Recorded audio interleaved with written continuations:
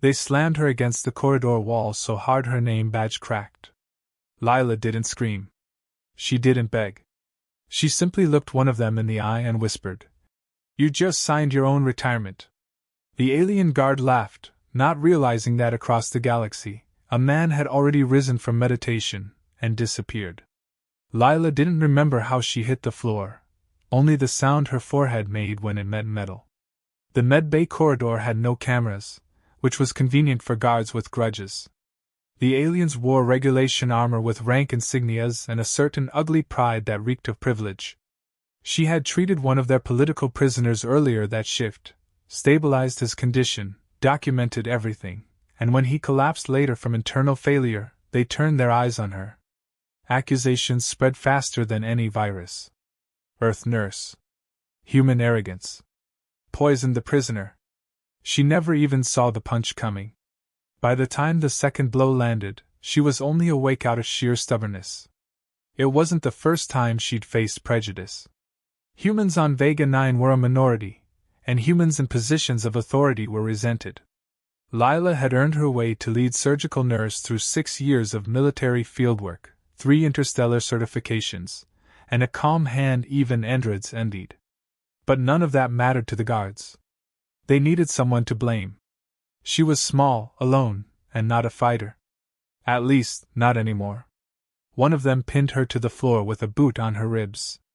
Another tore open her medical pouch and dumped its contents across the corridor. Tools scattered. She reached for a small laser scalpel on instinct. He kicked it away.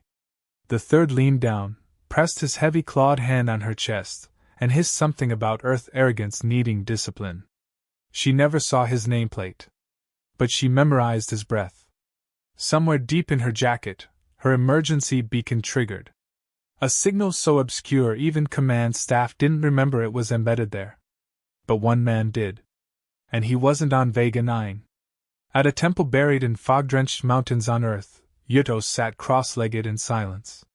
Candles flickered. Wind rolled across the paper screens like distant drums. He had not spoken in 2 months. His heartbeat was slow. His mind still. Until the signal pinged through a hidden comm device sewn into the hem of his robe. He opened one eye. The monks noticed. No one else would have dared. But they knew what it meant. Yuto nodded once to the elder at the altar. The elder nodded back, eyes calm. Neither of them said a word. Yuto stood, walked barefoot across the stone floor, and disappeared into the mist before dawn. Back on Vega 9, the attack had ended just as quickly as it began. The guards didn't even get reprimanded. Lila was left with bruised ribs, a head wound, and internal bleeding that she had to diagnose herself in the same medbay where she worked. Her supervisor offered condolences and silence. No formal report. No justice. Just whispered apologies and an unspoken warning to let it go. She didn't cry. She didn't speak of revenge. But that night, before she slipped into painkiller-induced sleep, she whispered the name Yuto under her breath. And though she didn't know it, he was already halfway across the system. 3 days later, Vega 9's orbital scanners failed to log a small maintenance shuttle that docked through a forgotten airlock once used for waste disposal. The cameras went fuzzy for 7 seconds. When the feed resumed, the corridor was empty. An inventory drone reported a missing janitorial uniform, but the report was dismissed as low priority. The new janitor didn't talk. No one noticed him. He moved like background noise. Silent. Efficient. Gray uniform, cap pulled low, eyes always scanning. He fixed vents before they broke.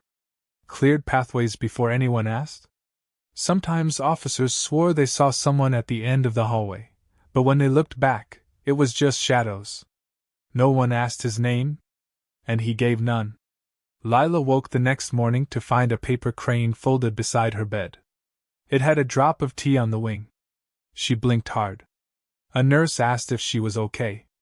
She said yes and tucked the crane into her pocket without a word. Elsewhere on the outpost, one of the guards who attacked her was laughing loudly in the mess hall.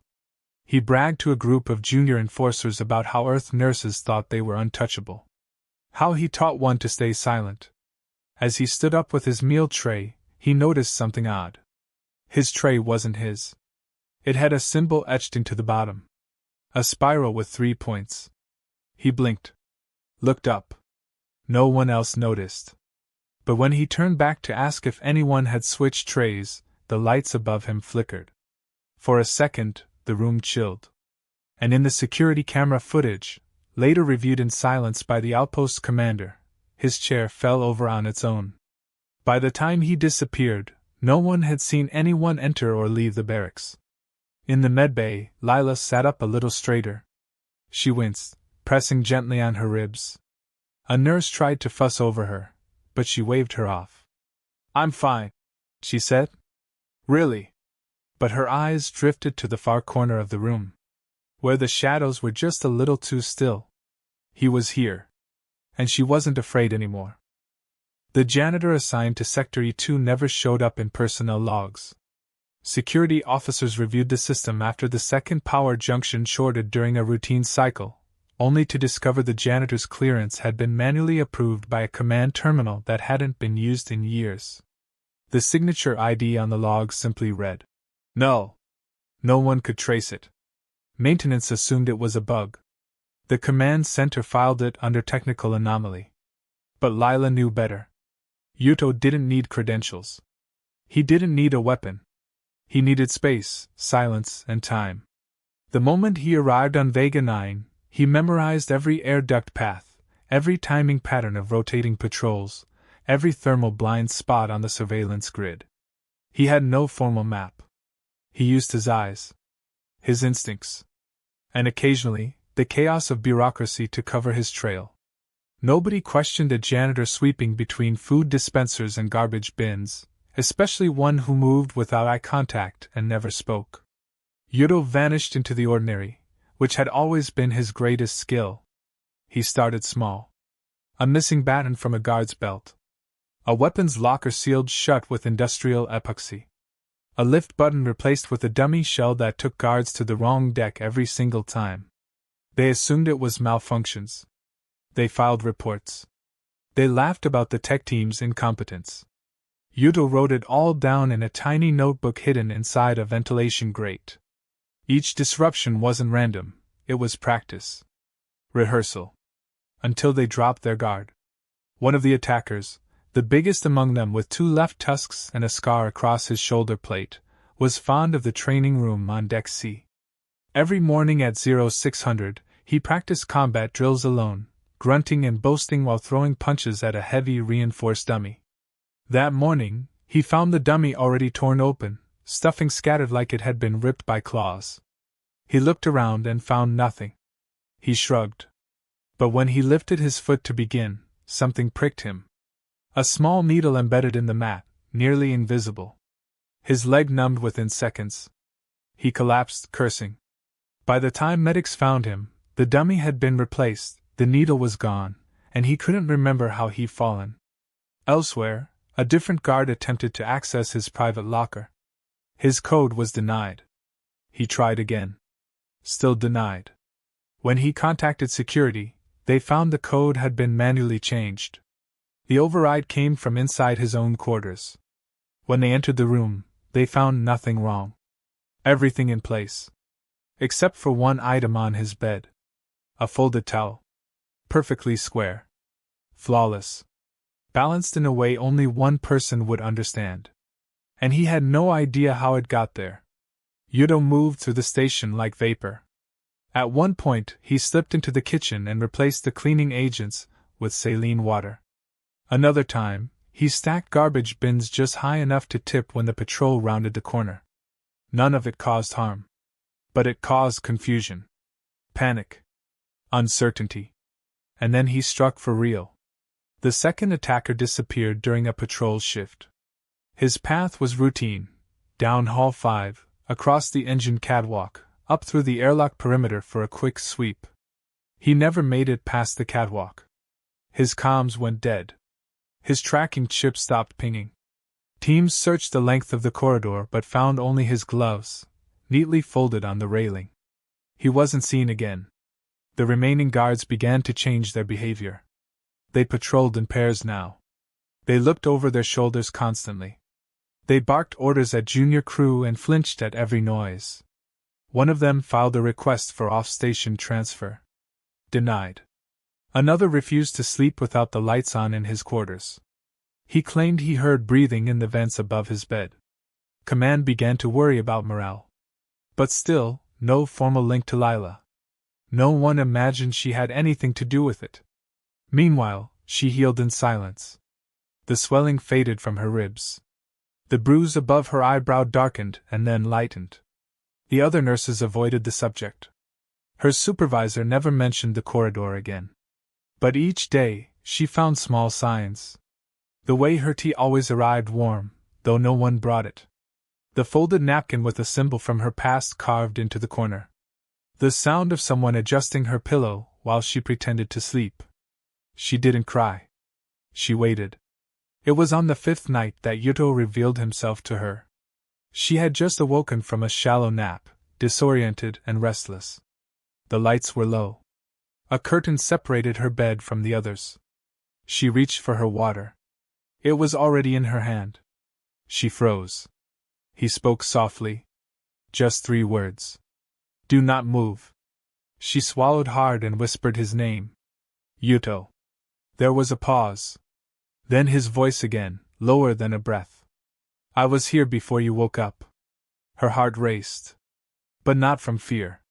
From recognition. She turned her head slightly and saw the outline of a figure behind the curtain. Not a ghost. Not a hallucination. Just a man. A man who once held a sword with the same hand he used to cradle her. She whispered, "They'll kill you if they find you." He replied, "They can try." Then he was gone. The curtain drifted slightly as if disturbed by a breeze, but the medbay vents were sealed. Later that night, 2 guards entered the wing. They weren't assigned to that sector. They claimed they were investigating something. Lila pretended to sleep. They checked each bed, hovered too long over hers. One whispered something crude about her weakness. The other laughed. As they turned to leave, one slipped. Nothing major. Just a sudden fall onto the tile floor. But when he got up, there was a card stuck to his back. It read, in perfect alien script, "Stop breathing down her neck." He ripped it off and stormed out. Neither of them returned to that wing. Yuto watched from above. Literally. He hung from the structural beam in the ceiling panel, silent as stone. His breath measured. His gaze calm. He wasn't ready yet. Not fully.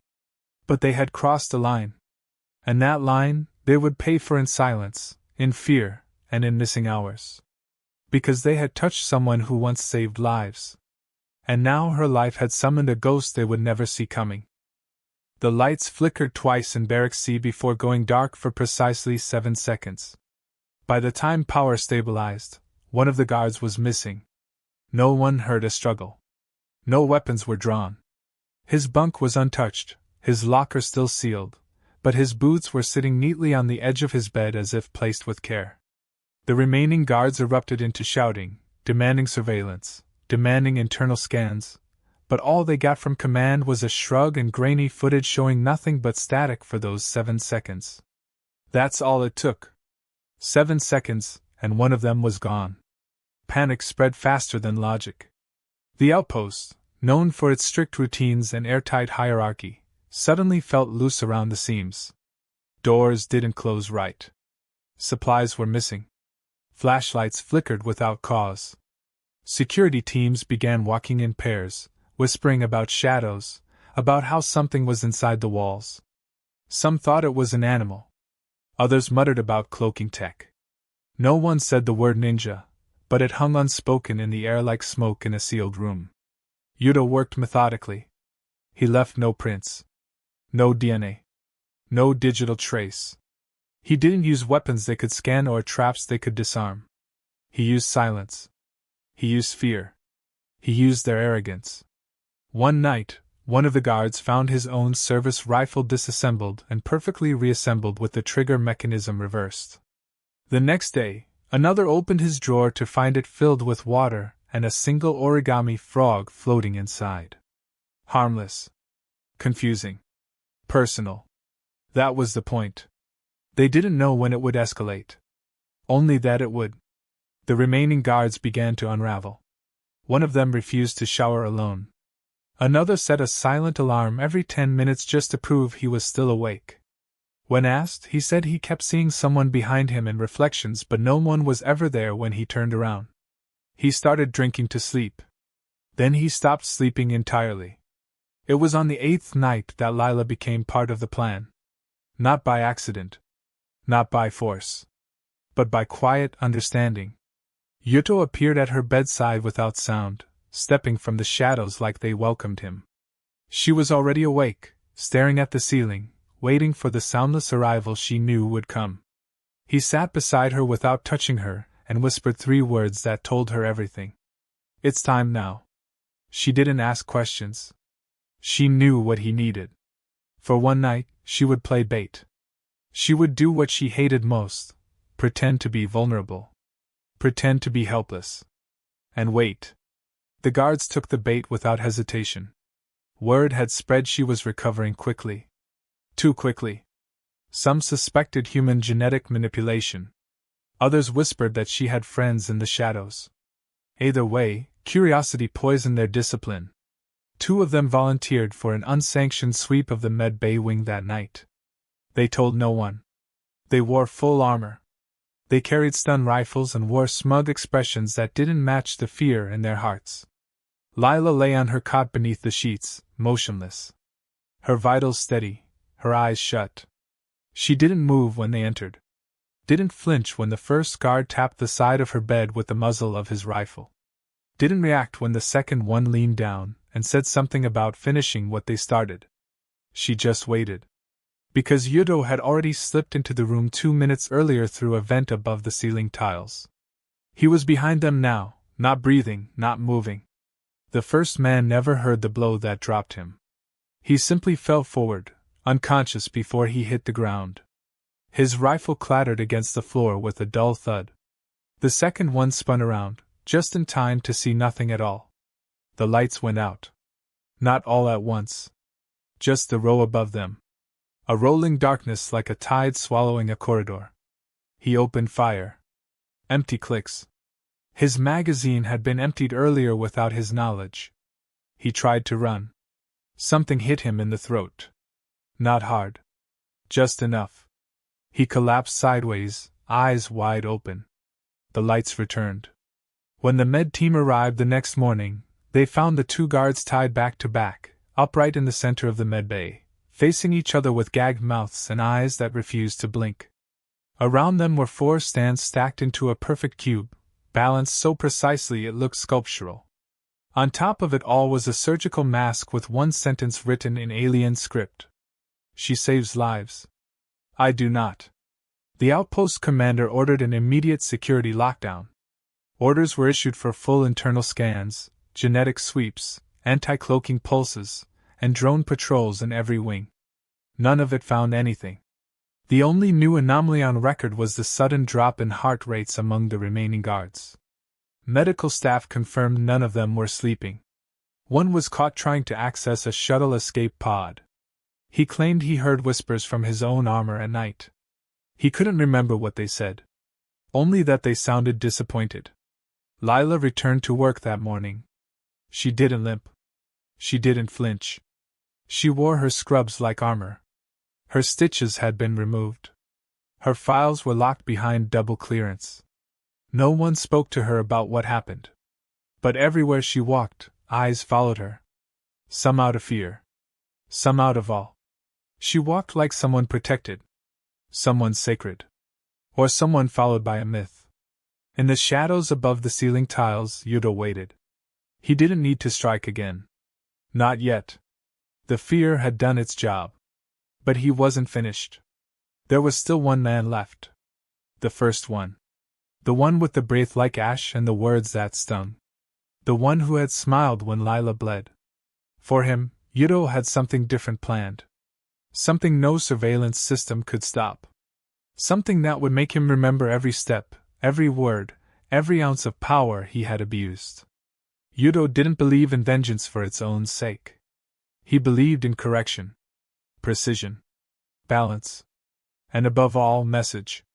The outpost would never speak of it. The official logs would be wiped clean. The council would never confirm what happened. But the legend would linger in the vents, in the flickering lights, in the long silences between patrol steps. That when you lay hands on a healer, the shadows remember. And they reach back. The council ship arrived in absolute silence. No warning, no grand entrance, no diplomatic ceremony. Just a flicker on the station's outer radar, a signature too old for the current database, and then suddenly the ship was there, docked, sealed, and watching. It looked ancient, built for war but stripped for bureaucracy. The kind of vessel that didn't need to speak its name because everyone already knew it. When the docking clamps snapped into place, every officer on Vega 9 stood straighter, every system synced into compliance. Whatever was happening now, it had escalated beyond outpost politics. This was official. 3 investigators disembarked. All alien. All high rank. Their uniforms were obsidian smooth, their eyes unreadable, and their data pads already synced to every surveillance channel, medical report, and internal log. They didn't ask questions. They stated expectations. They were not here for stories. They were here for facts. And if the facts were not precise, heads would roll, metaphorically or otherwise. The outpost commander tried to downplay the situation. Disciplinary issues, minor disruptions, psychological fatigue among security staff, and an unfortunate misunderstanding involving a human nurse. The investigators listened without emotion. Then they played back the security footage from the medbay, night vision turned off, 2 guards seated back to back like captured statues, surrounded by an 4 tower, and a message no one claimed to write. One investigator turned to the commander and asked in a voice colder than vacuum, "Explain this art piece." The commander said nothing. Lila was summoned for questioning next. She arrived in a crisp uniform, with her wounds healed, her posture relaxed, and her voice calm. She answered every question with precision. She did not speculate. She did not accuse. She simply stated what she saw, what she experienced, and what was done in response. She described her assault without trembling. Described her recovery without emotion. And when asked if she believed someone had acted on her behalf, she paused for exactly 2 seconds, then said she could not confirm or deny that belief. That answer made them pause. Not because it was disrespectful, but because it was controlled. Honest in a way that allowed nothing to latch onto. One investigator asked her a final question. "Do you fear your attacker will return?" She responded evenly, "I don't think he ever left." Elsewhere on the station, the atmosphere thickened. Every shadow felt deeper. Every hallway quieter. The investigators began experiencing disruptions they could not explain. A transport pod refused to move for 6 minutes, then suddenly activated without any input. A door sealed behind one of them in the shower block, locking for 20 minutes with no override response. Another woke to find their datapad had been wiped and replaced with a single line of text. "You are not the only one who investigates." They began to suspect sabotage. But there was no data trail, no forensic clue. One investigator found a small envelope placed on their pillow. Inside was an old earth coin. On the edge, engraved so delicately it required magnification, was the phrase, "Not all balance is legal." That was the night one of the remaining guards finally broke. He was found in the cafeteria, curled beneath a table, clutching a food tray and whispering nonsense about eyes in the vents. They sedated him, ran a full scan, and discovered he had been awake for 4 days straight. Sleep deprived. Paranoid. But unharmed. No drugs in his system. No neural tampering. Just fear. Raw, undiluted fear. Once the investigators realized someone was dismantling authority without laying a single physical blow, they shifted tactics. They brought in a psychic interrogator. A reader. Someone who could scan emotional residue and projective memory. She entered the medbay the next day and sat across from Lila for 1 hour. When she emerged, she was pale and shaking. She said only one thing. Her aura is not alone. The council held a private meeting that evening. They reviewed every report, every unexplained malfunction, every missing guard. They could not confirm a single kill.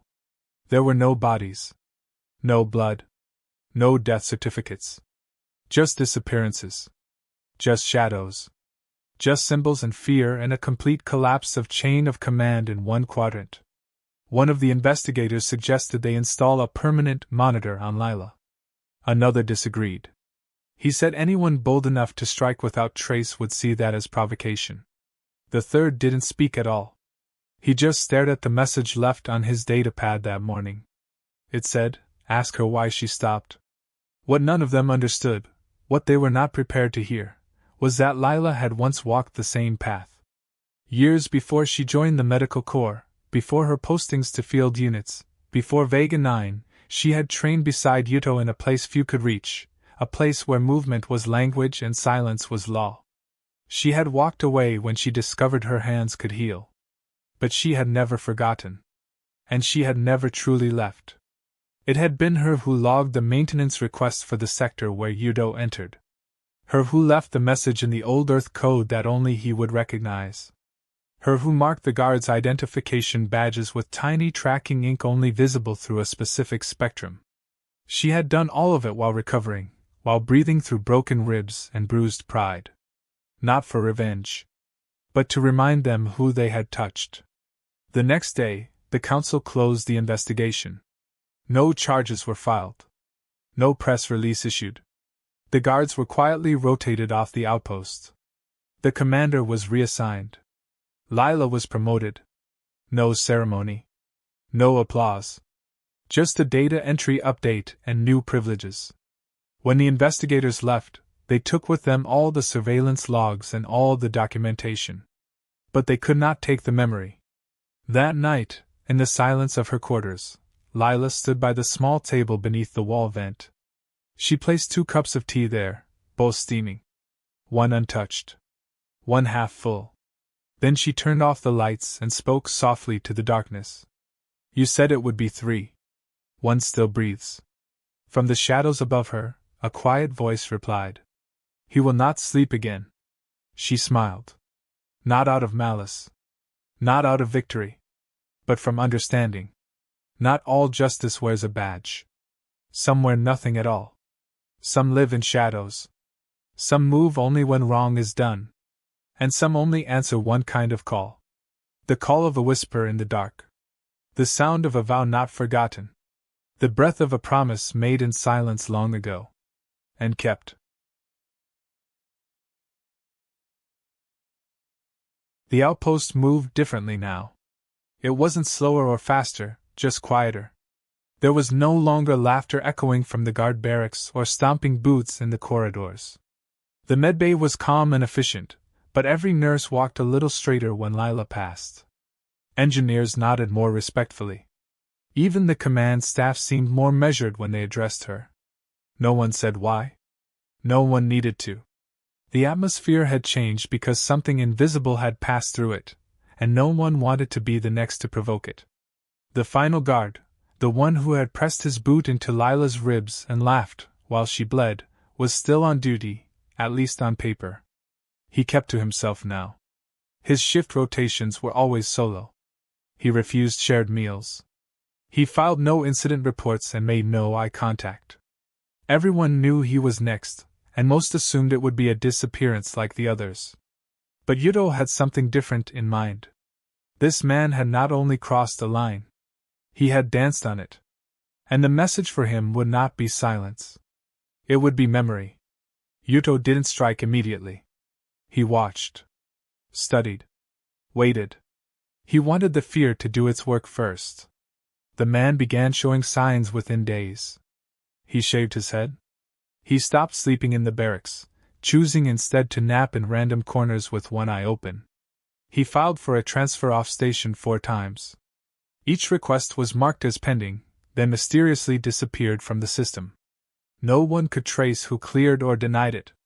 He asked a technician once if the system was faulty. The technician said no. Everything was working.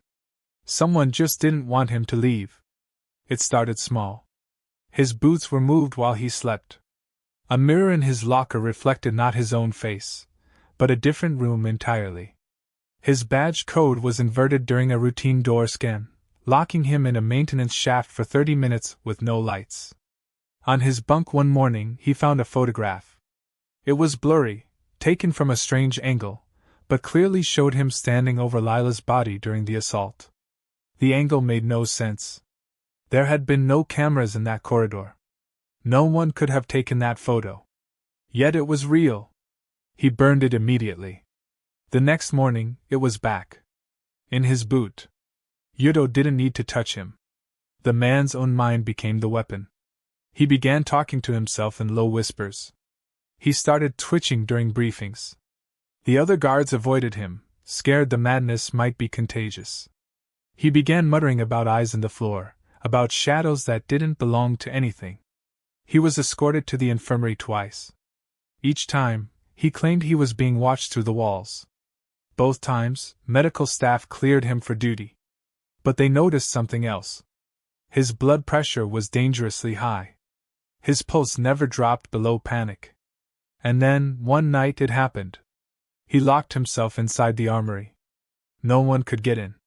He screamed through the comms, yelling that he was under attack, that something was in the vents, that it whispered to him in Earth dialects he didn't understand.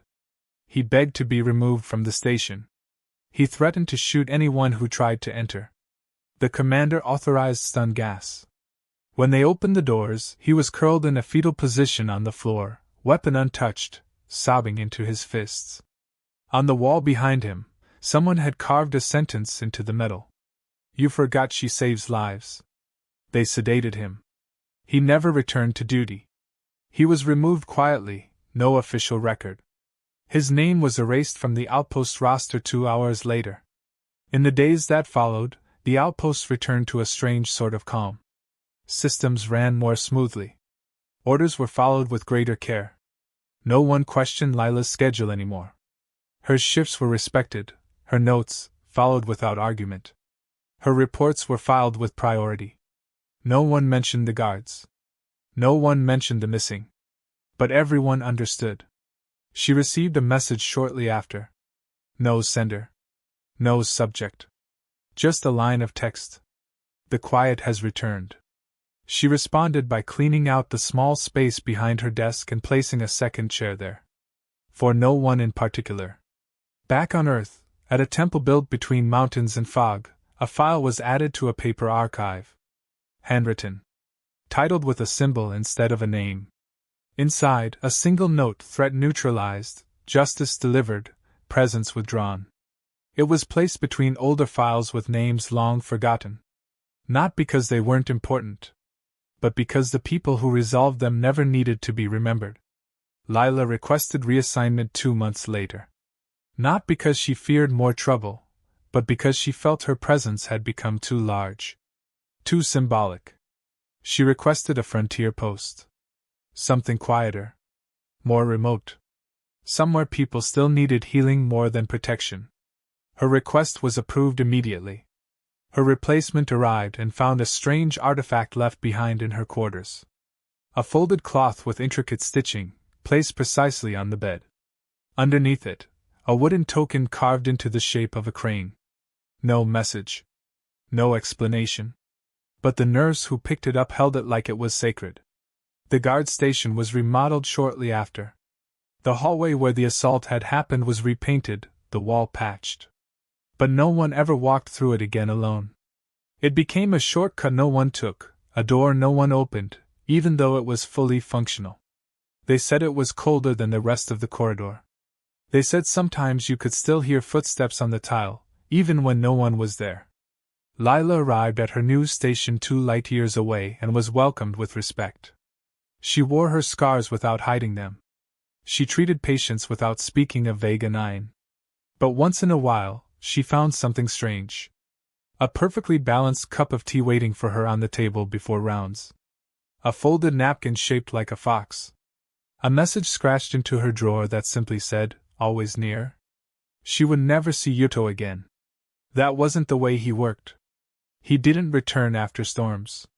He didn't linger once the balance had been restored. He had done what needed to be done. And that was enough.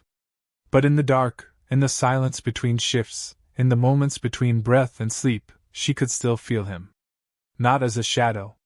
Not as a memory. But as a presence. As a promise. She saves lives. He ends what threatens them.